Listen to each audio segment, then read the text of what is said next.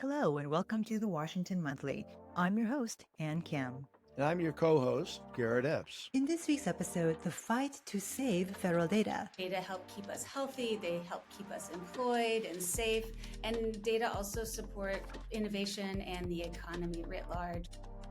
My guest is Denice Ross, formerly the federal government's chief data scientist. She's also a senior fellow with the Federation of American Scientists, a senior fellow of the National Conference on Citizenship, and an executive fellow in applied technology policy at the University of California, Berkeley.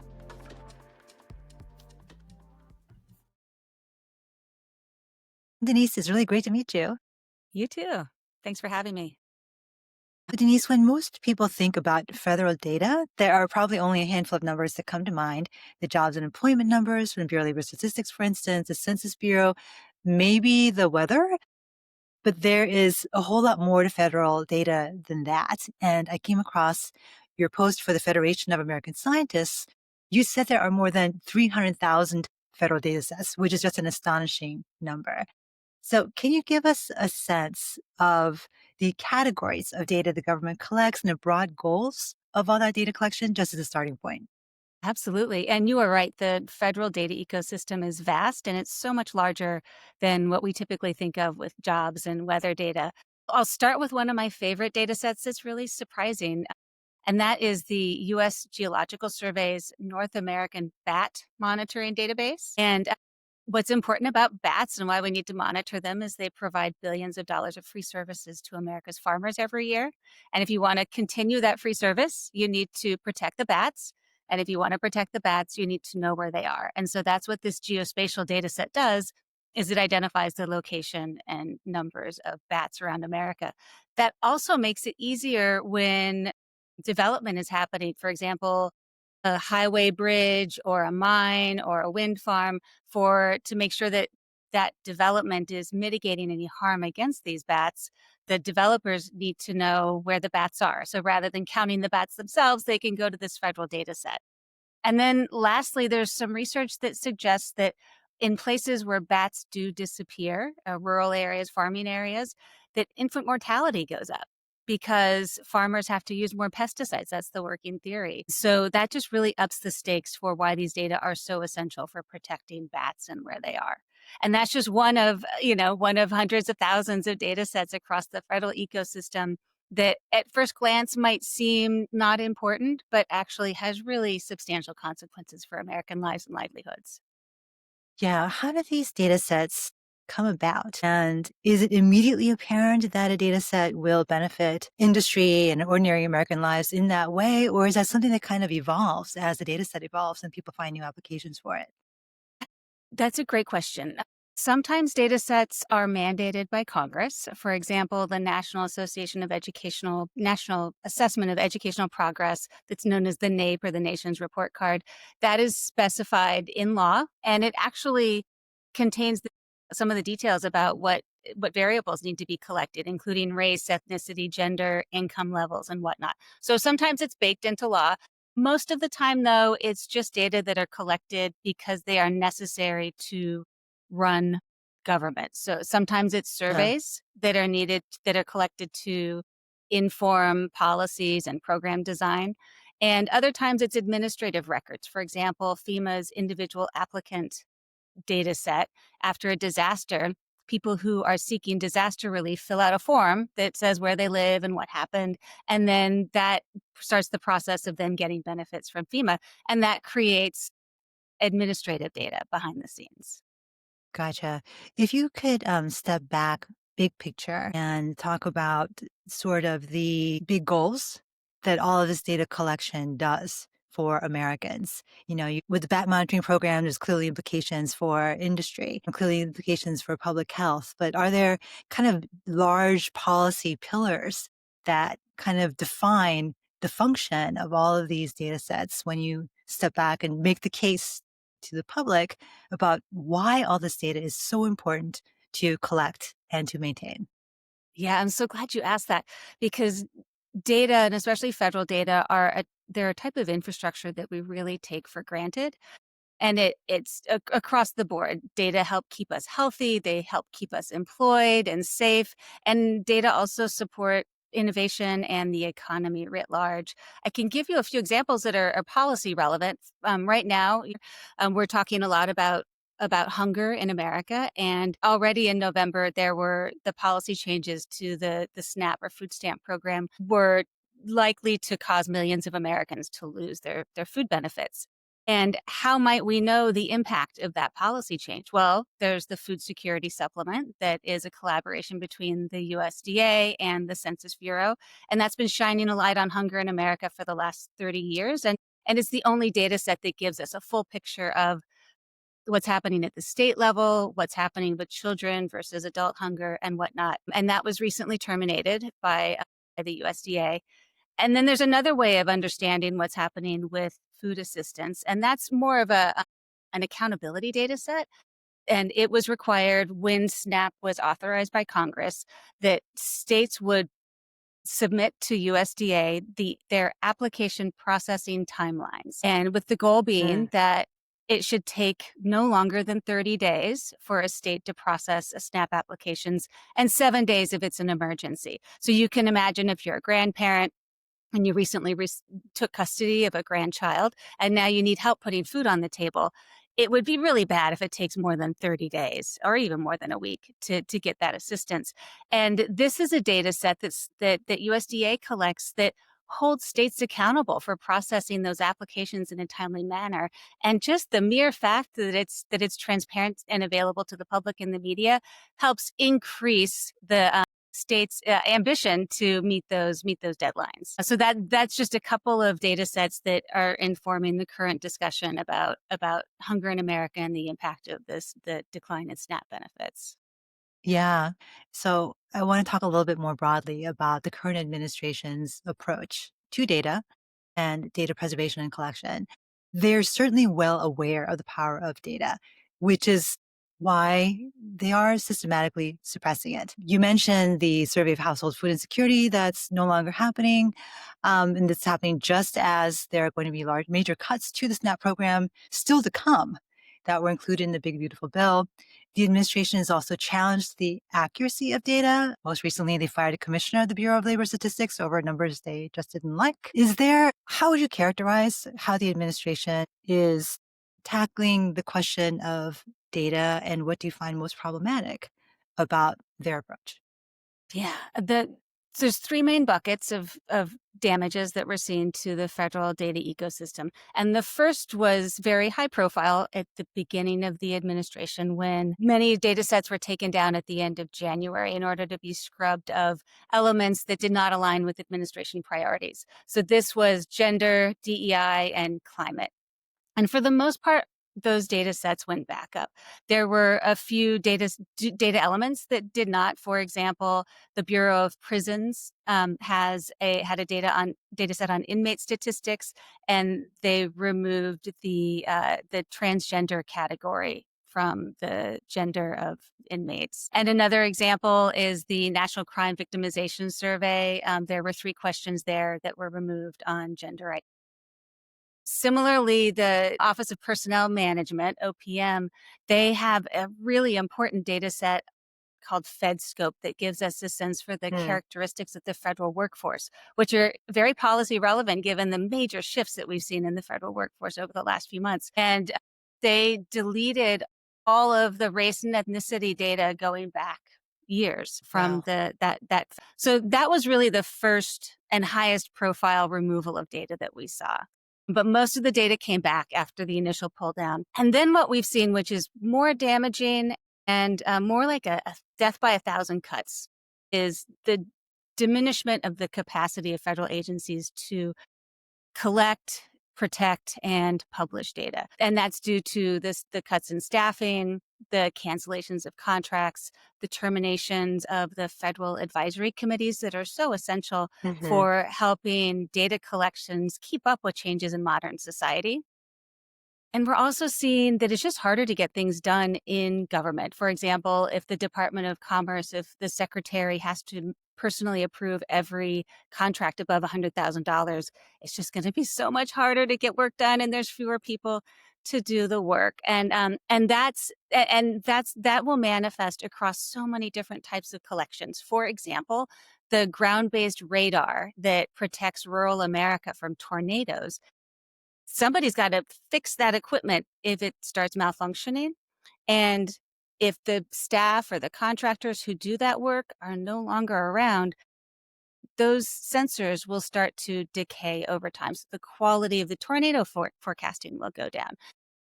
It's hard to even fathom the the small bits of damage that are happening that will have such a large collective impact on the quality of the information that we need to just run a modern society. Yeah. And then the third trend that we're seeing, and that is started this summer really in earnest, and that is the attacks on data that might reveal that administration policies are not working as promised. The first data set that I noticed was the Social Security Administration's call center wait times data set. Mm. That was terminated right around the time when thousands of Social Security Administration employees were let go and the field offices were closing. And at the same time, increased fraud protection measures were going in place. So it would be likely that more Social Security recipients would be needing to call the call center to sort of resolve any issues. And so that data set disappeared right around that time. And then as you noted already, that when the jobs numbers came out this summer that did not align with the administration's message, the BLS commissioner was fired. And then more recently, of course, that food security supplement being terminated right as millions of Americans were about to lose their stamp benefits. So I expect to see more of those types of losses moving forward when the data are just sort of politically inconvenient. Yeah. And what about data integrity? You've mentioned the loss of a lot of federal workers in the last 9 months and completeness of federal data. What about accuracy, particularly in light of political pressure? We already know about the political pressure on BLS, but there's going to be pressure on other agencies as well. I'm sure it's happening all the time too. Are Americans going to be able to trust the data they get from their government for the next few years? So far, we have not seen any direct manipulation of numbers. There's one Lancet article that does an excellent job of cataloging changes to column headers in some data sets, a lot of health data sets in particular, where the survey might have collected gender of a person and that column header was changed to sex. And then that change was not included in the documentation about that data set. Hmm. And so that's the closest thing to manipulation that we've seen so far. So far. However, it's worth thinking about the life cycle of data. And you have primary data sets that really only the federal government can produce. And then there are derivative works. So sort of the way that agencies might be interpreting that primary data that they've produced. And we are seeing, for example, with the Department of Energy's recent report on the impact of greenhouse gas emissions or the new recommendations for children and vaccines, we've seen some interpretations of the data that are not as scientific as we would normally expect from the federal government. What about academic reliance on data too? I mean, there are just so many professors around the country and research institutes and think tanks that rely on federal data and interpret the data, as you put it, as the quality and quantity of data diminishes. What's the downstream impact going to be on the quality of scholarship around all this data? Yeah, the quality of scholarship will certainly be challenging. And there are some stopgap measures that can be put into place to, for example, there are partnerships already between federal agencies and universities to collect data like the Framingham Heart Study out of NIH or NOAA's got this fantastic fleet of floating buoys in the ocean that gives us ocean temperature conditions. And so because of the academic partnerships, that actually helps keep these data sets a little more secure because they might have multiple stakeholders, and they aren't necessarily in the .gov space. But over time, I think what we'll start to see is a slow disintegration of the quality of the data coming in and the ability to keep hosting it. But even more critical, I think, is the downstream consequences, the impacts on the American people when our nation's research enterprise is so hobbled by these losses to data flows. And what I'm telling my colleagues who are users of data right now is that if you are using data to do your work, now is also the time to advocate for why those data matter. We, and I include myself in that, have not done a great job of talking about how federal data are absolutely essential for benefiting American lives and livelihoods. So beyond the researchers, like really drawing the through line to how American lives are improved because we have data. Yeah, that brings us to your website, essentialdata.us, which is something that you've created to catalog the data sets that are disappearing and to do exactly what you're saying, make the case to the public about the importance of data, highlighting some of the data sets that you've mentioned already with the bats and the floating buoys. I was looking at the site very recently, and this was Halloween around then, and I noticed that one of the pages on the site is titled Dearly Departed Data Sets, and it's literally a graveyard for the data sets, and you've got these little tombstones for the data that's disappearing. This graveyard seems to be growing. And what are some other examples of the data sets that have disappeared? How are you keeping track? And what do you see as the long-term implications of these data sets vanishing? Yeah, and I'm glad you asked that because the reason we decided to do this campaign to crowdsource the dearly departed datasets right before Halloween is that especially journalists are always asking, well, which datasets have actually disappeared? Because I spend a lot of time talking about the overall risks to the federal data ecosystem. And it turns out that the number that are actually gone right now is relatively small. It probably numbers in the dozens rather than the hundreds or thousands. But that really understates the risk to the entire data enterprise. But a few examples, in addition to the food security supplement that I already mentioned, are, for example, the drug awareness network that is called Dawn, and it's a health surveillance network that monitors drug-related visits to emergency rooms. And it serves Mm. as an early warning system when new forms of dangerous illicit drugs start to pop up in a community. That's where they're going to show up, is in the emergency rooms. And it really makes sense for the federal government to consolidate that information. Another example of a data set that's disappeared is EPA's greenhouse gas reporting program. It was imperfect, certainly, but it was like the one way that we had information on emissions from some of the nation's largest emitters. Is this data gone forever? Is there anybody that's been archiving the data? Is that even possible? Is there a plan for restoring the data someday? So most of the time when a data set disappears, when we say it disappears, it actually is terminated. So it's still available. The historical data so far are mostly still available in the federal web space. And then the collection is terminated moving forward. Civil society has been really fantastic, especially with the leadership of groups like the Data Rescue Project at archiving some these key data. And I definitely sleep better at night knowing that there are archives and in some cases multiple versions of data sets, the snapshot in time. But the best outcome is that we keep these data flowing because the value of the data is in its continual update. And that's why it's so important that people who are depending on the data make the case to federal data stewards and policymakers and elected officials about why these data matter.